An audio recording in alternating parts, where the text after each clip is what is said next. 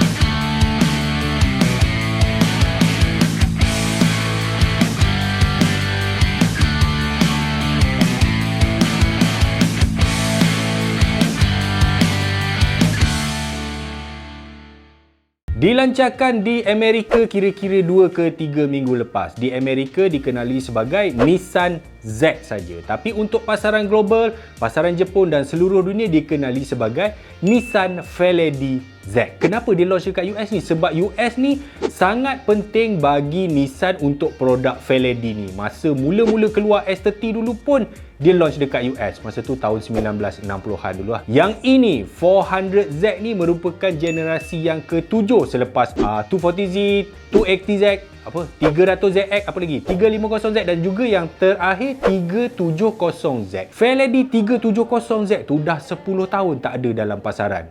Sekarang dia kembali dengan imej baru, 400Z. Apa yang menarik pada 400Z ni bila kita pertama kali tengok?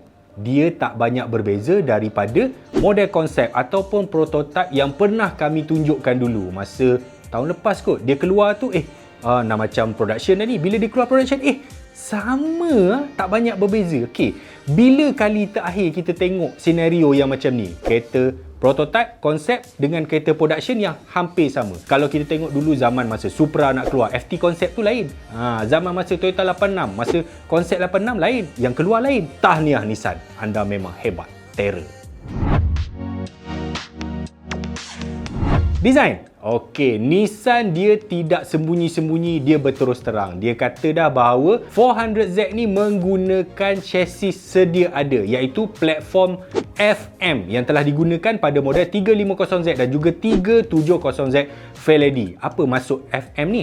Front midship, iaitu enjin di bahagian depan tapi duduk dekat tengah. Actually enjin tu dia duduk slightly ke belakang daripada axle depan. Sebab apa? Dia untuk dia punya weight distribution lah. So 400Z ni dia mendapat weight distribution sebanyak 50/50. Sangat ideal, sangat dinamik untuk sebuah kereta sports. Ada orang komplain, pakai chassis lama, platform lama. Begini tuan-tuan, kita kena ingat Nissan ni bukanlah sebuah syarikat yang besar. Dia dari segi saiz mungkin dia besar, tapi dari segi ekonomi sekarang dengan masalah pengurusannya, dengan CEO kena tangkapnya, duit tak banyak. Jadi mengeluarkan sebuah sports car serba baru macam ni merupakan satu kejayaan yang besar. Bayangkan Nissan ni dia cuma jual 5 juta kereta saja setahun. Dan bayangkan Toyota yang JV buat Supra dengan BMW tu pun, Toyota dia jual 10 juta kereta setahun pun dia JV dengan BMW.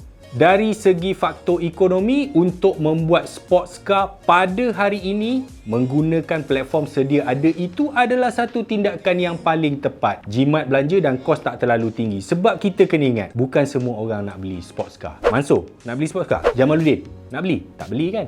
Dia sibuk nak beli Myvi, sibuk nak beli Alza kan? Sebab itu adalah kehendak dunia sekarang ni. Sports car ni, market dia sangat kecil, sangat niche. Jadi apa yang dibuat oleh pengeluar ialah, contohnya Nissan ni, dia ambil platform yang lama. Jadi dia tune balik kereta ni supaya mendapat teknologi yang terbaru yang mereka ada. So lahirlah sebuah kereta sport 400Z. Dari segi reka bentuk, kita boleh nampak yang 400Z ni dia cuba untuk blend dua image dalam satu. Maksudnya apa? Dia cuba mengekalkan siluet klasik model Fairlady dan juga ciri-ciri moden sebuah 350Z. So, jadilah yang ini, konsep retro modern. Kami tak nak bincang banyak sangat pasal design ni sebab benda ni kita dah bincangkan dalam video yang sebelum ni. Tengok ada link dekat bawah tu kalau nak cakap pasal design dia. Pendek kata, setiap model Fairlady Z ni memang mempunyai identiti yang sendiri. Yang kalau kita tengok dekat kereta ni, dia cuba gabungkan 240Z first model tu dengan side profile dia macam 370Z. Daripada belakang, susunan lampu tu macam 300ZX tahun 90-an. Dan yang menarik sekali, kereta ni datang standard dengan rim race 19 inci.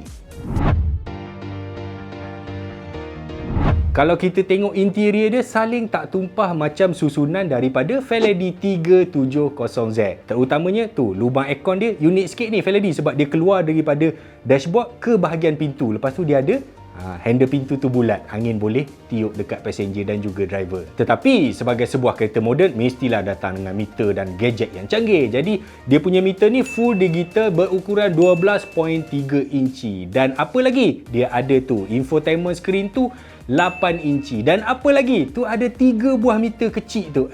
Memang nampak sukan sungguh lah. Meter tu menunjukkan maklumat boost pressure, turbo speed dan juga voltage. Satu berita menarik tentang kereta ini ialah ia masih menggunakan tu handbrake pakai tangan.